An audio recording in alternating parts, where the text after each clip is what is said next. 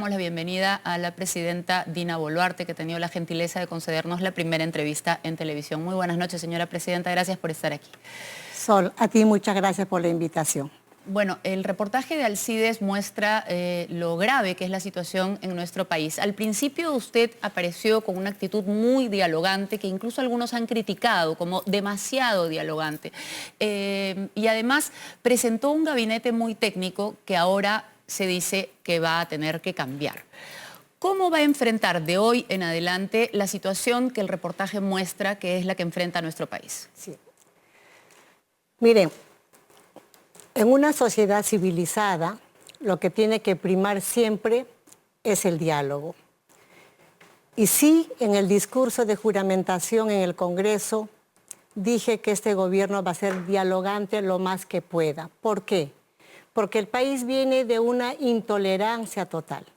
Casi año y 5 meses de gobierno del expresidente Pedro Castillo, ha habido una confrontación diaria con el Parlamento, con el Ejecutivo, con el Parlamento, con el Ejecutivo, y esto de todas maneras distrae hacia el buen gobierno. Por eso es que yo dije, este gobierno de Dina Boluarte va a ser altamente dialogante, de puertas abiertas de todos los ministerios para recibir las peticiones de los alcaldes, ahora que viene una nueva gestión de alcaldes y gobernadores, para empezar a resolver los problemas al interior del país y de nuestra querida capital también. Pero ¿cómo se puede dialogar con personas que están movilizando a la población de esta manera? La misma defensora del pueblo, que suele ser una persona muy calmada y muy dialogante, dice que en estas condiciones el diálogo es imposible. Por eso mi pregunta era, ¿qué va a cambiar en su actitud?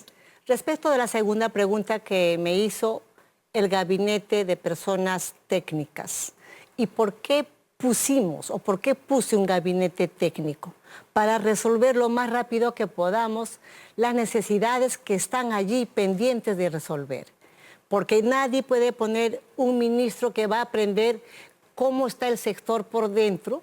Vamos a demorar el tiempo y este es un gobierno de transición. Necesitamos actuar rápido. Sin embargo, a raíz de esta situación de violencia por un grupo mínimo, porque la gran masa de los 33 millones de peruanos queremos vivir en paz.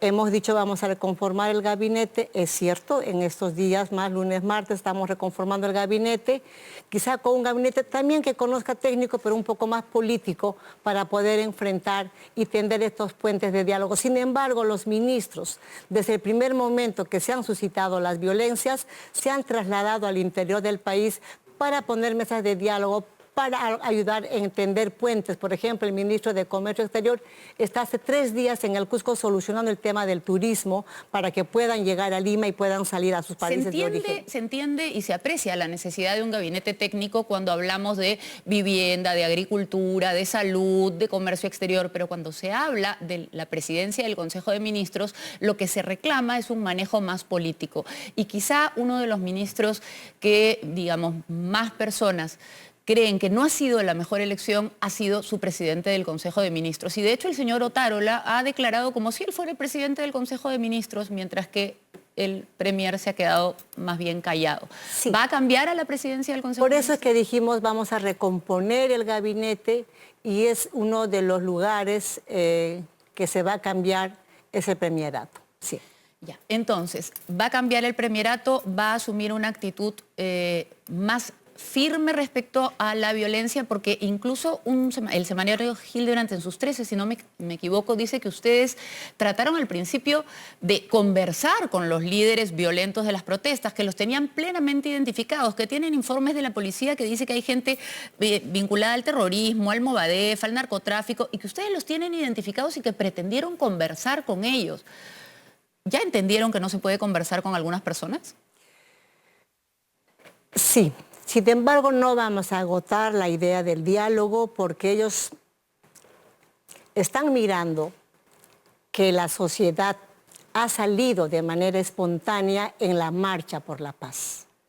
Y creo que estas personas que están detrás de esta turba de personas violentas, que como dice el reportaje, no están dando la cara. Pero ustedes saben quiénes son. estamos tendiendo los puentes para conversar.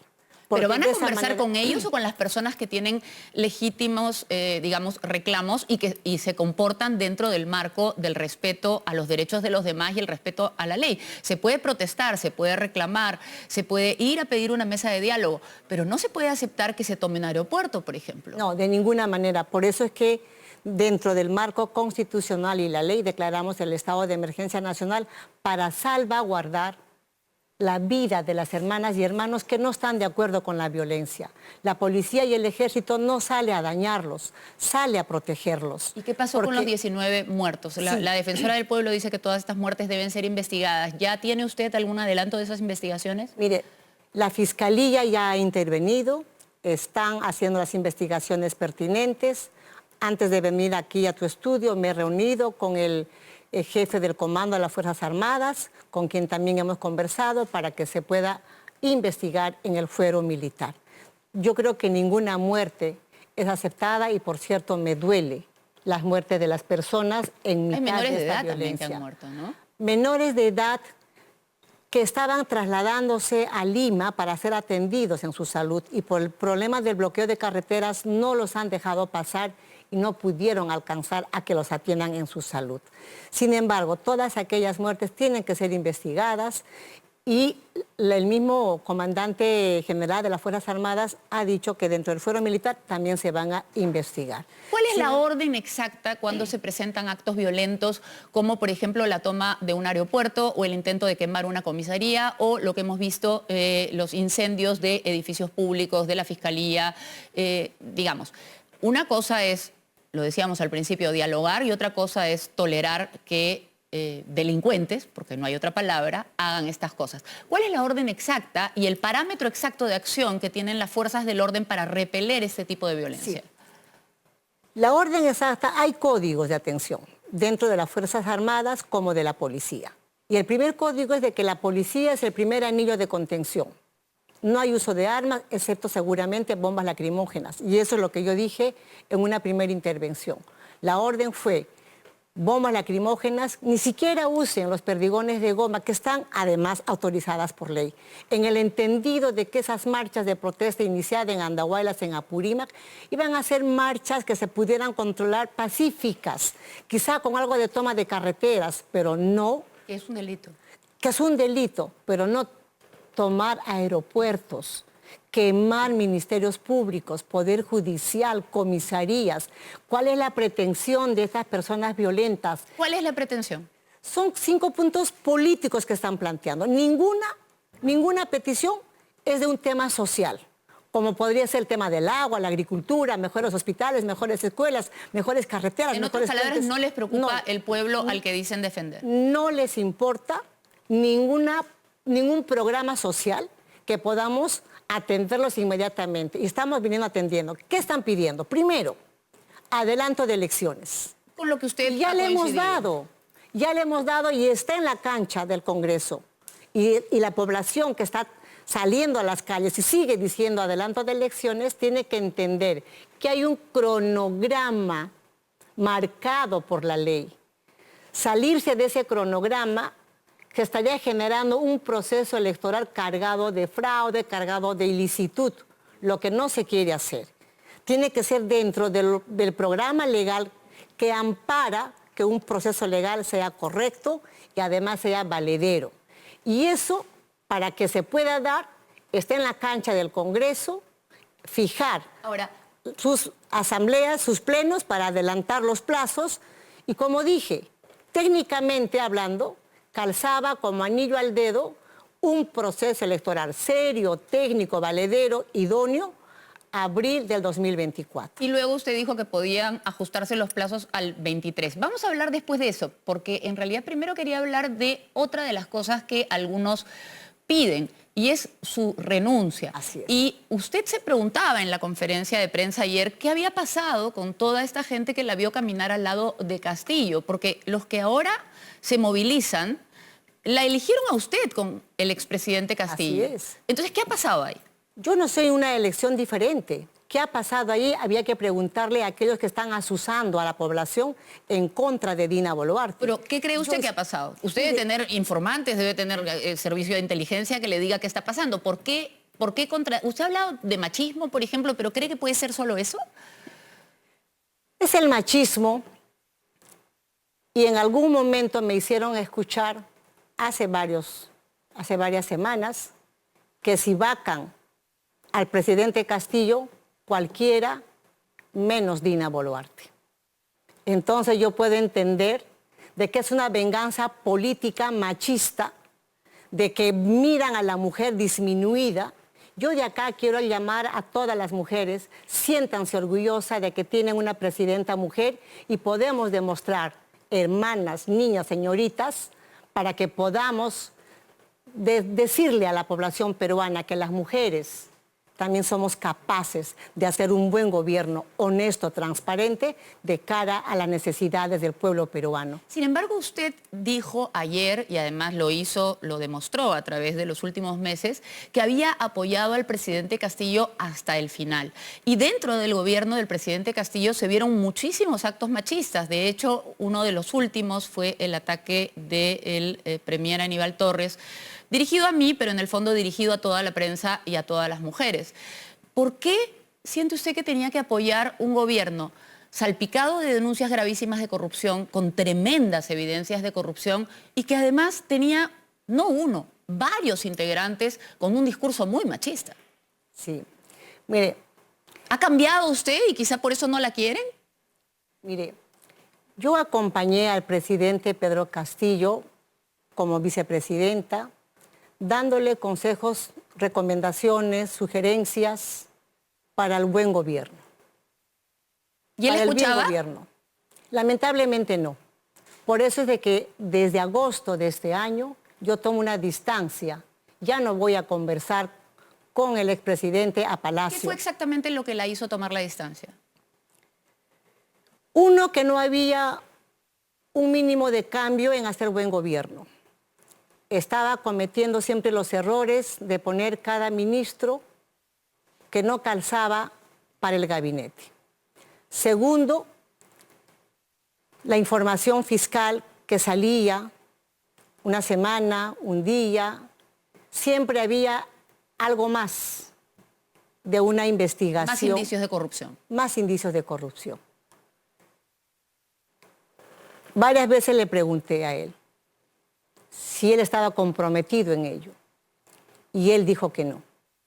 Pero llegó un momento en que las evidencias eran, digamos, la presunción de inocencia es un principio judicial, sí, pero en términos personales, todos los seres humanos tenemos derecho a tener una opinión, y es muy difícil opinar que no había indicios suficientes como para sospechar de una gran red de corrupción muy cerca al expresidente Castillo. Sí, por eso es que yo, en el último tramo de agosto para acá, ya no salgo a la prensa porque no tenía nada que decir en defensa del expresidente Pedro Castillo. ¿Y no será que por eso la consideran los mismos que votaron por él y por usted traidora a la causa?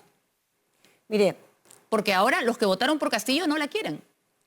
Mire, yo creo de que traidora a la causa, yo no me considero ninguna traidora, porque si estoy sentada como presidenta de la República, es en cumplimiento estricto de la Constitución de la República. ¿Y no puede decir más bien de frente que el que traicionó la causa fue el expresidente Castillo al tratar de beneficiar a sus familiares, a sus amigos, al poner a ministros incompetentes, al habernos tenido de mal en peor durante más de un año y medio?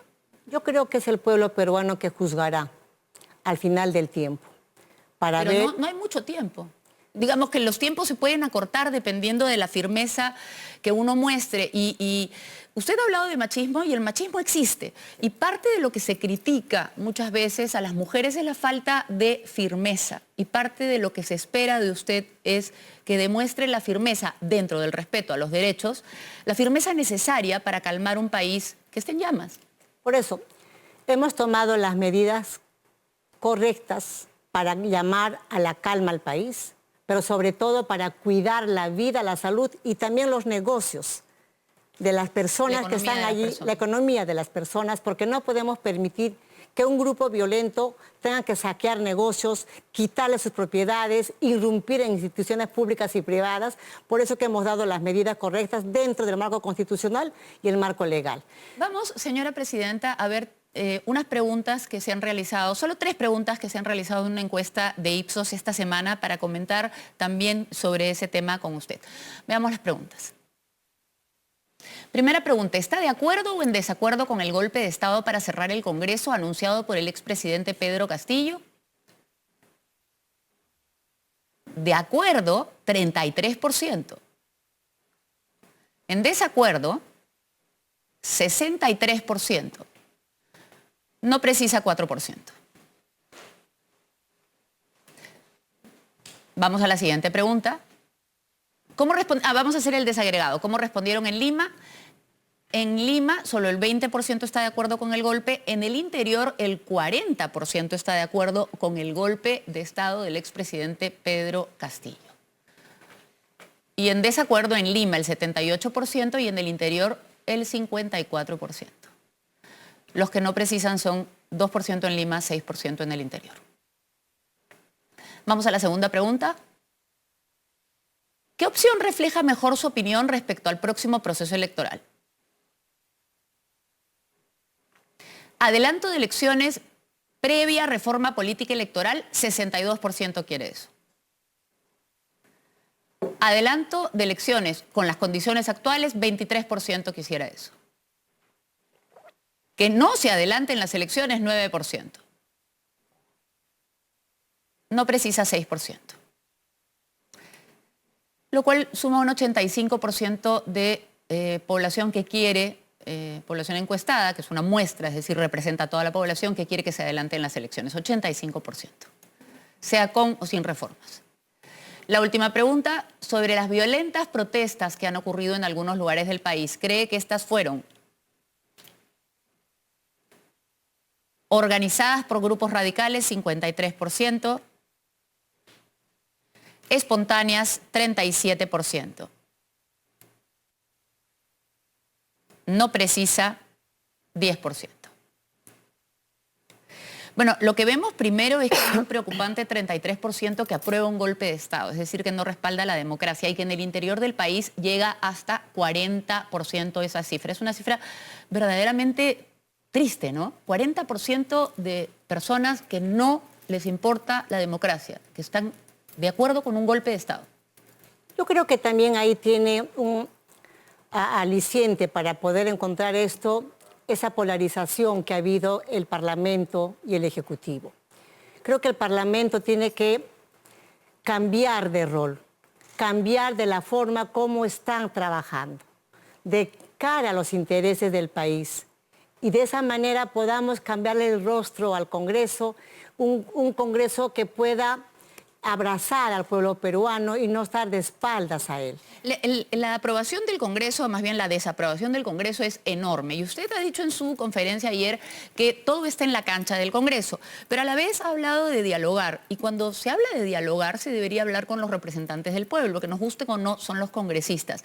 ¿No cree usted que es quizá una posición demasiado simple decir yo ya les mandé mi proyecto de ley? ¿No cree que está en el deber de sentarse con los líderes del Congreso para lograr esto que quiere el 85% de la gente, un adelanto de elecciones?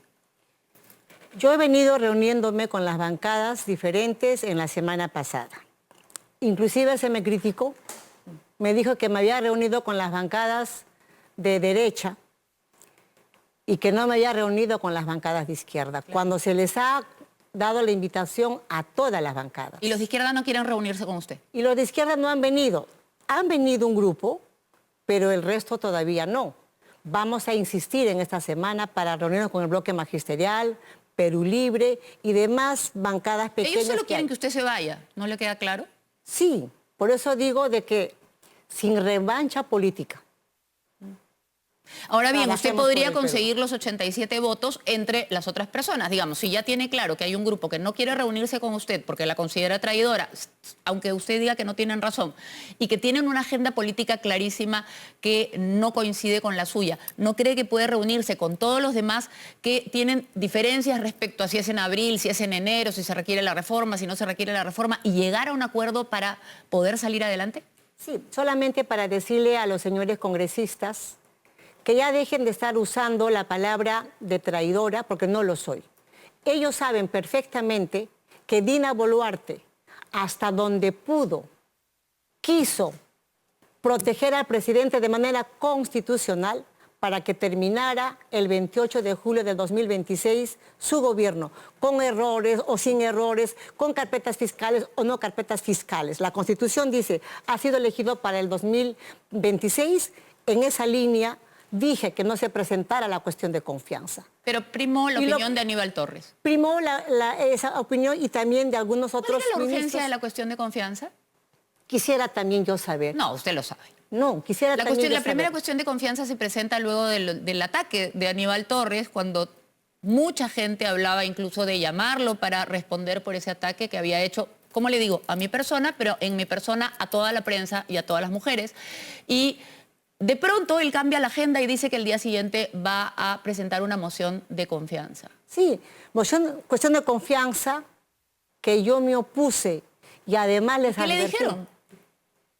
Les advertí, le dije no presenten porque lo que van a hacer es que el Congreso acelere la vacancia o la suspensión del presidente. ¿Nunca le dijo al presidente Castillo que los consejos del señor Aníbal Torres no lo iban a llevar por buen camino? Como digo, desde agosto yo ya no conversaba con el presidente porque era arar en el desierto. Bueno, vamos a ir en la parte final de esta entrevista a lo que le toca hacer a usted. Lo primero, controlar la violencia, sin, por supuesto, perjudicar los derechos humanos, pero con firmeza y dentro del canon del estado de emergencia.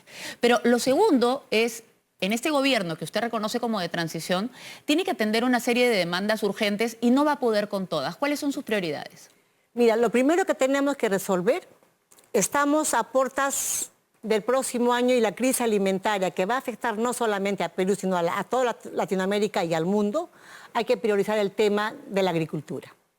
¿Cómo lo va a priorizar? Ya estamos sacando en esta semana el bono agrario para que puedan comprar sus fertilizantes los hermanos de la agricultura y podamos salvar la cosecha del próximo año. Porque el gobierno fue incapaz de comprar fertilizantes. Hay que sacar el bono, porque mientras llega el fertilizante, el tiempo de cultivo avanza. En otras palabras, encárguense ustedes porque el gobierno no puede.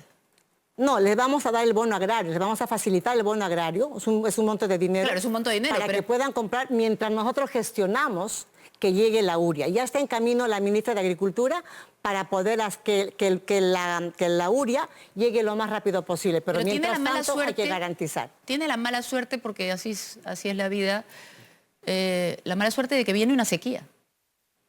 ¿Qué van a hacer con eso? Gracias a Dios ya en la zona de la sierra está lloviendo. Está lloviendo y hay que aprovechar para poder hacer siembra y cosecha de agua. Hay que hacer las jochas como antes se hacía. En esta última temporada se ha perdido de hacer las jochas. Hay que hacer las jochas o las pequeñas lagunas, pequeños reservorios que permitan canalizar el agua y poder regar los cultivos. Segundo, lo que hay que hacer ahorita, enero ya está terminando, diciembre, enero, febrero, vacaciones de los escolares, marzo nuevamente arranca el año escolar del próximo año. Hay que darle por lo menos aulas y carpetas que valgan la pena, que los niños se sienten de manera cómoda, pero sobre todo que tengan internet.